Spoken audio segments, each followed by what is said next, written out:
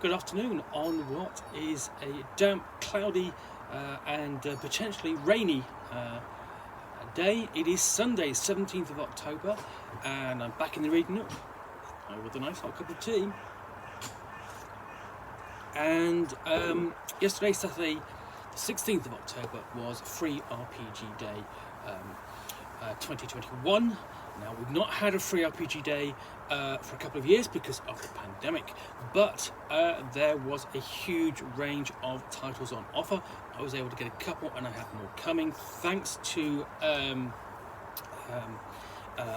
Fanboy 3 in Manchester, who is very generously supporting my writing and reviewing of all the Free RPG Day titles. And I thoroughly recommend that if you can, get to your local friendly gaming store, see whether they've got anything in, and buy something. Always support your friendly local gaming store. And if you can't, or you don't have one that is at least local, find one that is that will do mail order, because that will support a wide range of role-playing titles that they will have available for you. So, what am I going to look at today?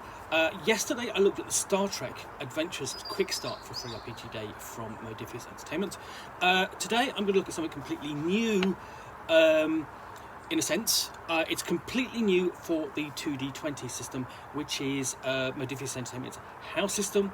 The setting and game itself is not new, dates back back to the beginning of Modiphius Entertainment, so more or less a decade, and we have Achtung,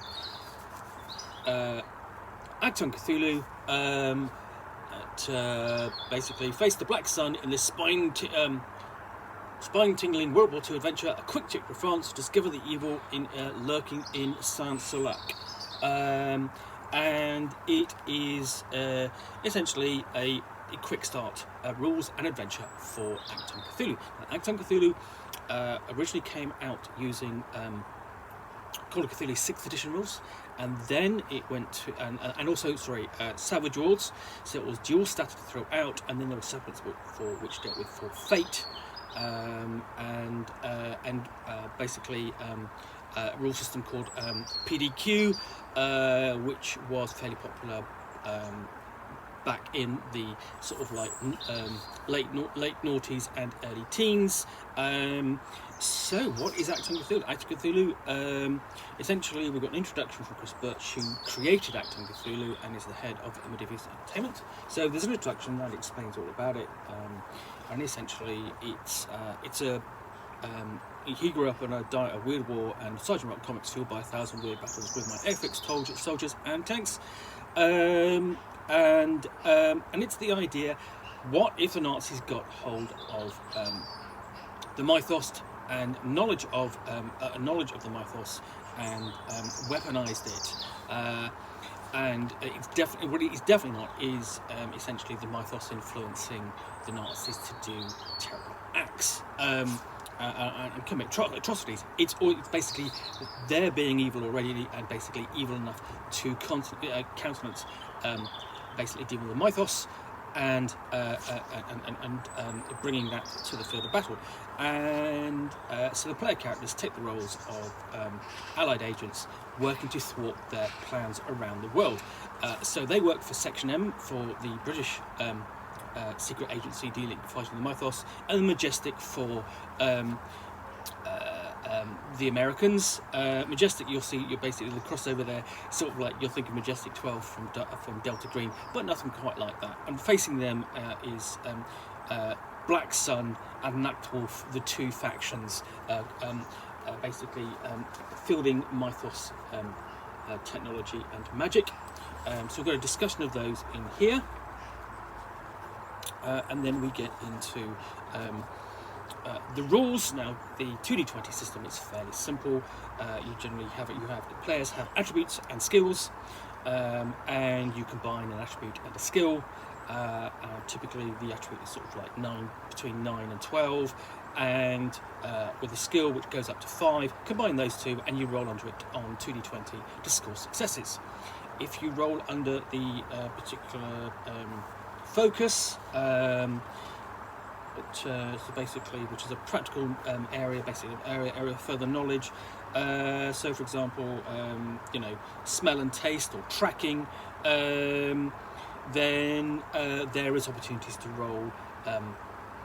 When you roll lower or you roll ones, is basically to create more successes. And if you generally you need one success, more than that, you generate momentum, and that can be spent to fuel abilities and also get better things. Basically, it's like hero points. Improve your chances at the table. So the rules essentially run to 2, 4, 6, 8, 10 pages, the base rules, and then we've got magic as well, and I guess using momentum spends on magic, because that's the other difference. Essentially, the pulp tone of Achtung Cthulhu it allows some player characters they want to study magic, and there's a magic using character amongst the cast here. So that's about 12 pages of rules in here. But honestly, if you're used to any of the DU20 system rule sets, you'll adjust to this. This is probably more I would suggest probably more complex than than Star Trek Adventures in terms of setup. It's a little bit more gritty, but it's still very pulpy. But fairly straightforward. And then we get into the scenario itself. A quick trip to France. And again, we've got great artwork in it. I do like this. I mean, it's nicely done. It's nicely done as sort of like a magazine, and you're definitely getting your value for money. We get into Saint-Solac. There we go. Decent map.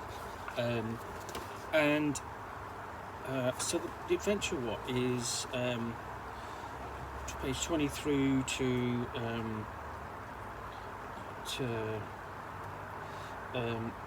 30. Yeah, basically 22, sort of 20 page 22, 35. So that includes basically an adventure with 4 scenes, and the NPCs, basically the enemy, the Black Sun forces. So there we go. I won't turn the page and show you the bad guys, because let's not spoil it for anyone. And then we get into the player characters at the end. So we have Agent Daphne Rogers, and as you can see, she's definitely capable of casting magic. She is an occult. Basically, she's an occult investigator. And we've got a dauntless Norwegian resistance leader who's a rune weaver.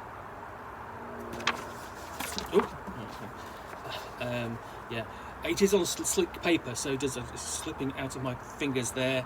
Who else have we got? Captain James Swan, British officer. There again, he doesn't work. You can see the magic characters, and we've also got Private Dan Gregg, genius mechanic. So the magic characters in here have a double-page spread. The less mystical characters have just a single page. So if you're playing a magician, you're basically realization that you're going to be a bit more. There's a little bit more complexity to the game. And also lastly, we have got Corporal Sarah Walker, fitness soldier, Australian, of course. How can you tell? She's got a boomerang in her hand, and she's got an animal companion, and she has. Let's have a look. She says she's got a Thompson machine gun, but that illustrated that's not a Thompson machine gun at all. That's I can't remember what it's called. I've read about it, but it's the Australian submachine gun that they produced themselves during World War II, because it's notable for the top-loading magazine. Anyway, so let's have a quick look at the scenario and just see what it's about. So let's have a look. So you've got a synopsis. I'm not going to read that out, but essentially, here we go. So, you're surveying the dark. it basically opens up with you're surveying the dark and French countryside from the open door of an airplane. For most of your flight over France has been cloudy and still. Once you've entered the Rouen area, the wind picked up, accompanied by heavy rain and thunderous clouds. The airman by the door is now making final checks, compensating for the sudden onset of the storm that's been brewing since you entered the area. He seems satisfied. Essentially, so you've got an airdrop over France, and then you have to investigate. So that's literally illustrating that. Basically the airdrop there. You're at the side of the basically side of the plane. We're basically going to jump out of, and essentially see what they're going to be doing. Essentially, they have basically. There's basically. What's happened is the French resistance have spotted occult activity, and the player characters have got to basically parachute into France and investigate, find the resistance contact, and find out what's going on at the guarded chateau where this activity is going on. So it's a bit like it's a bit of a classic World War II kind of setup. The obvious one is the Dirty Dozen, where they have to attack basically German command at a chateau. But yeah, this should, I think basically the scenario in there, you've got everything you need to play, a couple of 20, some tokens for your momentum, and you're all ready to go. Basically, this will be available fairly soon, direct from Modiphius, basically to download, and give you a flavour of what the game is like before it comes out. So that is Achtung Cthulhu Quick-Start Rules and Adventure to France. I really look forward to digging into that, see what the version of Achtung Cthulhu is like under 2D20. I think it'll be interesting to see a revision of the setting and new rules 10 years on from its original publication. So yeah, that's coming soon. In the meantime, thank you very much for watching this essentially overview here in the Nook, and if you've got it, I hope you've enjoyed it. If you did, please do click the like button, and if you've got any comments or feedback, I appreciate you taking the time to post those. And of course, if you want to be alerted to more videos from me, whether that is more coverage of the free RPG Day titles for 2021, or indeed the unboxing videos I do, then please do click that subscribe button, and come back and join me for a nice hot cup of tea.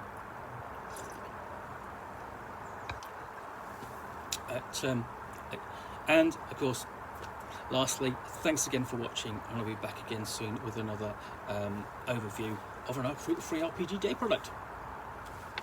Bye for now.